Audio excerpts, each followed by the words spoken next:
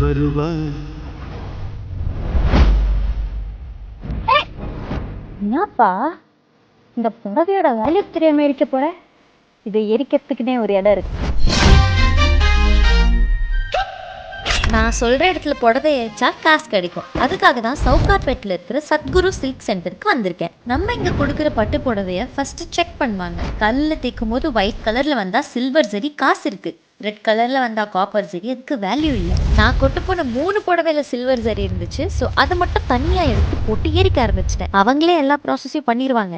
நான் தான் அடம் பிடிச்சேன், நான் தான் எரிப்பேன். சாரியை எரிச்சதுக்கப்புறம் அது வந்து சில்வர்லாம் தனியாக எடுத்து ஒரு சில ப்ராசஸ் பண்ணி நமக்கு சில்வர் பிஸ்கெட்டாக கொடுப்பாங்க.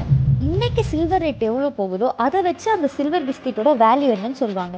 என்னோட சில்வர் பிஸ்கெட் கிட்டத்தட்ட 1,10,000 கிட்ட வந்துச்சு. நானே 1,00,000 ஷாக் ஆகிட்டேன். அது 10 rupees per gram labour charge மட்டும் டிடக்ட் பண்ணுவாங்க. வீட்டில் இருக்கிற புடவைக்கு இவ்வளோ வேல்யூன்னு தெரியாமல் போச்சு. காசை வாங்கிட்டு எல்லா புடவையும் எடுத்து வரேன்ட்டு கிளம்பிட்டேன். இவங்களோட பிரான்ச்சஸ் சென்னை, கோயம்புத்தூர் அண்ட் பெங்களூரில் இருக்குது.